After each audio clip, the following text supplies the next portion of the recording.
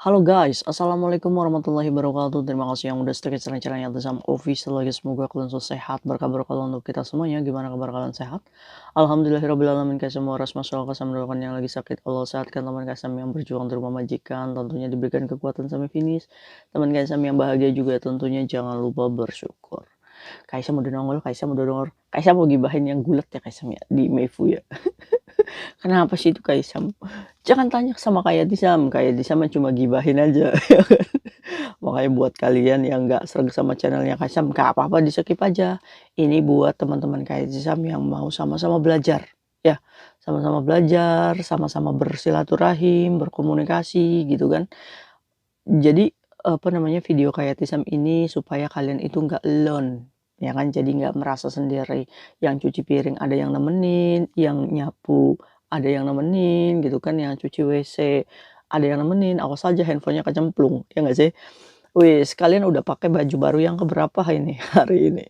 Masya Allah, bagaimana keluarga kalian? Apakah tidak kurang satu apapun? Alhamdulillahirobbilalamin ya. Alhamdulillah sudah babar luar Ramadan, semoga kita dipanjangkan umurnya sampai ketemu di Ramadan berikutnya. Amin ya rabbal alamin. Tinggal kalian nabung untuk kurban ya. Kalian kan sudah kerja di Hong Kong ya kan, harus niatkan berkurban satu-satu dulu ya kan. Beli kambing mumpung kalian kerja di Hong Kong cuy ya. Jadi kita tuh harus punya planning. Oh masa sih saya kerja setahun nih nggak bisa berkurban gitu kan, sedangkan kita sudah wajib kurban, apalagi orang tua. Kalau kita ada rezeki, kurbankan orang tua ya. Oke, sepakat. Harga kambing berapa sih? Harga kambing sapi itu kemarin itu 20 juta ya cuy ya, tapi belinya sebelum lebaran. Tapi kalau misalkan udah mendekati itu biasanya bisa sampai 25, 30 itu sapi ya.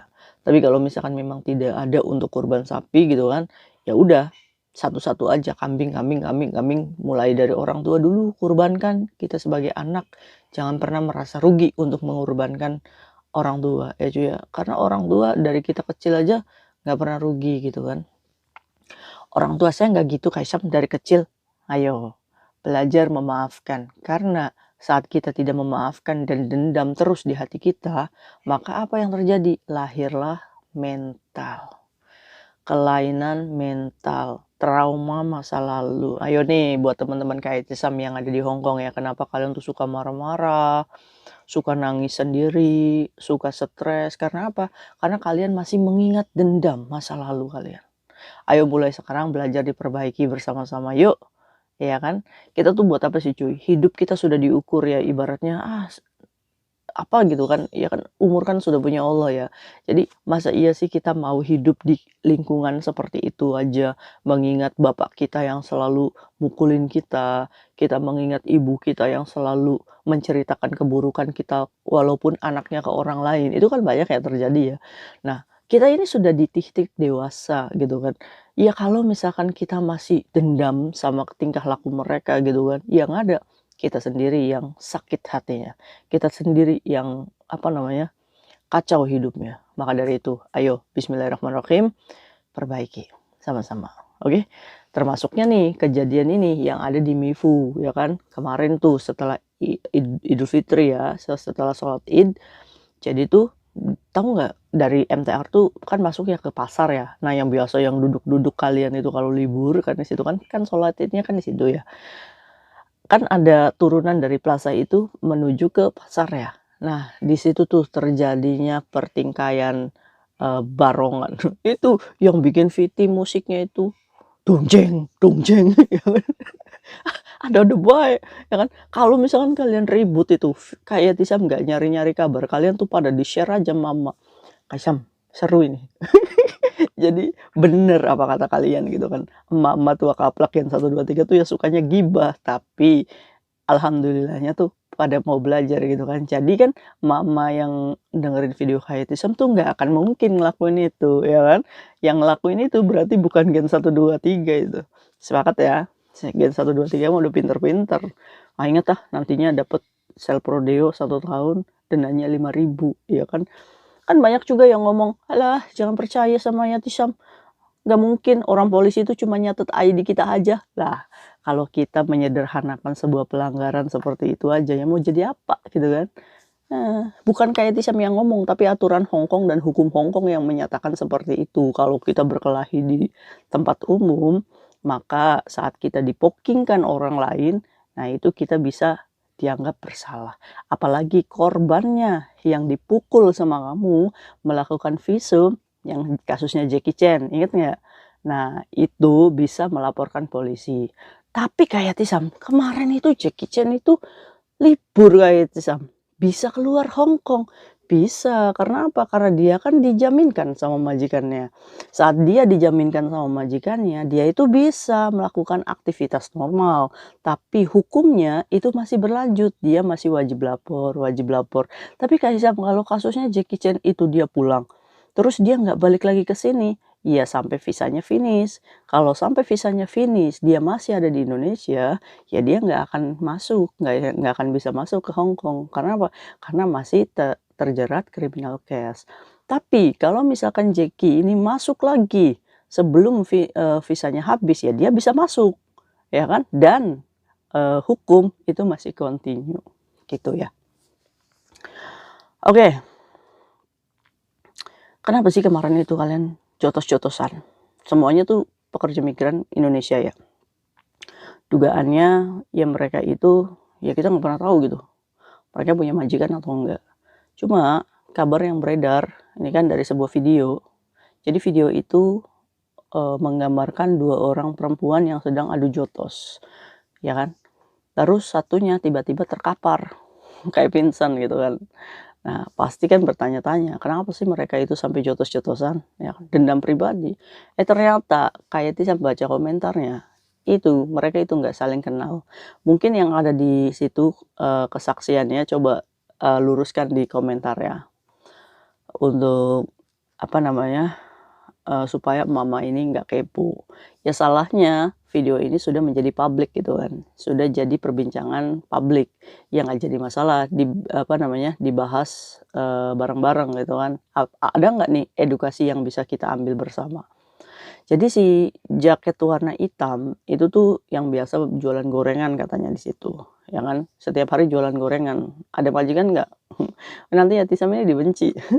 Sembarangan ya Tisam, saya ini ada majikan, saya cuma jaga rumah, terus saya bebas, ya kan. Kalau kayak gitu hukum jualannya gimana ya? Tapi nggak apa-apa, kalau jualan kita sudah izin sama majikan gitu kan, itu berarti tidak mencuri. Tapi kalau misalkan majikan yang nggak tahu, kita goreng-goreng terus kita jualan, ya apa namanya, kita nggak tahu hukum jualannya itu bagaimana, ya kan. Ini termasuknya pekerja migran Indonesia itu terlalu kreatif gitu kan ya. Kita udah dapat gaji gitu kan, karena keadaannya santai gitu, majikannya baik. Jadi apa namanya, memutar otak bagaimana caranya supaya saya itu punya kesibukan, ya kan. Ini menyampurkan urusan pribadi ke urusan majikan. Apakah itu boleh Kaisang? Ya hak kalian aja sih, boleh-boleh aja. Cuma di sini adalah ya etikanya nggak ada gitu kan. Kita udah digaji, tetap aja kita pakai gasnya majikan, pakai listriknya majikan, ya kan. Alhamdulillahnya majikannya baik nih, nggak kayak majikan kalian. Majikan kalian, wah coba majikannya kayak Tisam, gas naik aja udah ngomong, gas katanya naik padahal mandi air panas cuma sebentar katanya. Ya Kaisang diem aja, dalam hati Kaisang, ya segitu mah ya nggak banyak ya. Tapi buat orang Hong Kong, ya banyak itu. Nah, termasuknya majikannya baik ya, bisa jualan gorengan gitu, bisa menggunakan peralatan rumah majikannya gitu kan, dengan setiap hari gitu kan. Good, bisa dicontoh. Bisa dicontoh keberuntungannya gitu kan ya, tapi kegiatannya ya jangan dicontoh. Kita tuh ya sebagai orang tuh ya harus bisa ngaji rasa sendiri, "Oh iya majikan saya baik, itu Masya Allah," ya harusnya ya udahlah ya, bersyukur aja apa adanya. Ya ini kan adalah pilihan hidup orang ya, kita nggak bisa maksain. Jadi penjual gorengan ini yang pakai baju hitam, dia ini didatengin sama yang pakai baju ungu, langsung dipukul. Sebenarnya kejadiannya ini udah dari kemarin katanya cuy, diulang lagi di hari ini. Karena si jaket hitamnya ini mungkin sakit ya, kesakitan itu kan habis dipukul, akhirnya melakukan perlawanan sehingga semuanya bakbuk-bakbuk. Di situ tiba-tibanya endingnya dramanya si jaket ungunya itu terkapar di jalanan. Nah, usut punya usut, yang jaket ungunya katanya kena penyakit mental cuy, katanya agak sedikit konslet gitu kan. Maaf ya, ini bener nggak sih? Nah nah ayo kita bahas, tentang penyakit mental ya, yang tiba-tiba marah gitu kan, tiba-tiba pengen melukai diri sendiri atau melukai orang lain gitu kan, tiba-tiba marah, sebenarnya penyakit ini itu akan sadar dan tidak lebih dari 30 menit aja. Jadi kemarin yang menyaksikan, pasti nggak lama kan dia bertengkarnya, terus tiba-tiba dia acting, pura-pura pingsan, katanya sih yang satunya dibawa ambulan, ya, satunya dibawa polisi untuk diinterogasi. Aduh, ada bayi nih teman-teman kita nih lucu ya. Jadi cuy penyakit mental yang sering ya itu tuh ngelihat orang kayaknya tuh jengkel, marah gitu kan, pengen mukul gitu kan. Nah, itu intermittent explosive disorder atau EID, itu nama penyakitnya. Jadi ciri-cirinya itu adalah mudah marah, agresif, frustasi, pikiran yang kacau, energinya terlalu tinggi, kesemutan, tangannya sering kesemutan. Nah ini awas tuh, yang sering kesemutan itu bisa jadi gangguan mental EID ini, ya. Terus tremor di tangan gitu kan, detak jantung berdegup kencang gitu kan, seperti genderang mau perang. Terus, ciri-cirinya itu ya tadi, melukai orang lain atau merusak diri sendiri gitu kan. Tapi orang yang kena penyakit EID ini, dia ini cuma melakukannya dalam 30 menit. Setelah 30 menit dia itu sadar lagi cuy. Nah itu tadi, ini bisa diduga yang baju ungu itu kena EID gitu kan. Nah setelah dia sadar, dia malu. Dia akan merasa malu dan merasa bersalah cuy saat dia sudah sadar. Nah makanya kenapa acting dia tiba-tiba pingsan ya kan, ya itu tadi mungkin saja dia sudah sadar. Dan saat sadar dia melihat di sekitar kok banyak orang gitu kan, apa yang sudah saya lakukan, dan dia merasa bersalah, dia merasa malu. Nah itu, kenapa kayak gangguan EID ini biasanya kenapa? EID itu IED ya, itu biasanya trauma masa lalu itu, yang kita tidak memaafkan, orang tua gitu kan.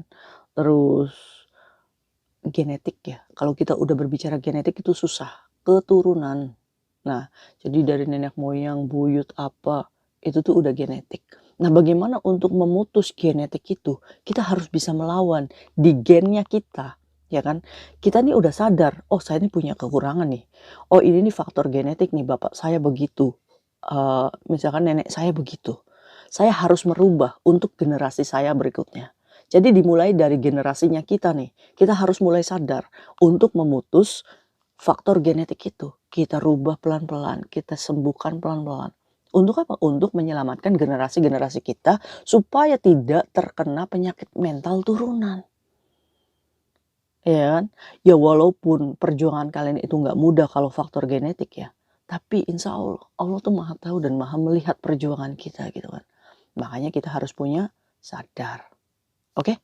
Gangguan emosional, terus, kemungkinannya ADHD. ADHD itu inget nggak? Kaisang pernah bahas ya gangguan mental ADHD. Jadi ADHD itu kurang fokus. Jadi biasanya tuh anak-anak majikan tuh kurang fokus gitu kan. Terus dia itu pengennya tuh aktif terus gitu kan.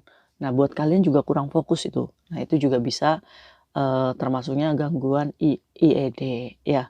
Nah itu jadi kemarin itu adalah, apa namanya, perdebatan antara orang yang diduga kena sakit mental ya, terus melawan mbaknya yang jadi korban itu kan. Kayaknya melihat dia itu, gitu kan, pengen nyetol gitu kan pipinya. Akhirnya dilakuin juga, karena apa? Karena dia punya gangguan mental ini yang tidak bisa mengendalikan, sehingga dia apa yang dia lakukan adalah untuk menyakiti orang lain tersebut supaya dianya puas. Tapi setelah melakukan, dia akan sadar dan dia akan malu. Nah, makanya kenapa si pekerja migran ini masih ibaratnya masih punya majikan lah ya. Karena dia tuh bisa bisa sadar lagi cuy dari keadaan ini tuh. Nah, ini ya. Makanya pentingnya di sini kesadaran diri tuh. Nah, buat kalian hati-hati dan selalu istighfar, apa namanya, mencoba berdamai dengan diri sendiri supaya pekerja migran inilah jauhlah dari penyakit-penyakit mental ya. Nah kalau misalkan kalian kenal sama yang punya apa namanya, jaket ungu, ini coba diajak ngobrol ya, diajak ngobrol dan diarahkan untuk berobat. Karena orang yang menyidap, keadaan ini, ya dia itu perlu apa namanya, pertolongan psikolog ya, untuk diterapi obat, itu. Susah kalau gangguan mental kayak gini tuh bukan larinya ke dukun ya, bukan ke dukun, tapi ke psikiater, karena kita butuh obat gitu, untuk, ya itu, menyembuhkan gangguan mental kita. Nah, itu mungkin yang bisa Kaisam share ya ke kalian. Nah, jangan dicontoh, tapi kalau misalkan ini adalah orang-orang normal semuanya yang bertengkar, ini berartinya apa namanya, fighting in public place, dan itu ada dendanya. Kalau misalkan satunya ini punya gangguan mental, yo ya tetap sih ya, hukum itu kan tidak bisa dibedakan ini gangguan mental atau enggak, selama belum ada laporan dari rumah sakit gitu kan. Ya tapi nanti kalau misalkan apa namanya, sikapnya itu udah berbeda, pastinya polisi juga akan melakukan pengecekan ya. Nah itu. Tapi mungkin itu sharing Kaisam hari ini, semoga bisa menambahkan ilmu kita tentang kesehatan mental ya, IED ya kan, itu intermittent explosive disorder. Apakah kalian juga sama mengidap penyakit ini yang ngelihat orang tuh jengkel gitu kan, tiba-tiba marah, tapi sadar lagi gitu, apa sih yang saya lakukan gitu kan, gitu. Pernah nggak sih melakukan seperti itu? Coba komen ya. See you next video, bye-bye. Assalamualaikum warahmatullahi wabarakatuh. Bye.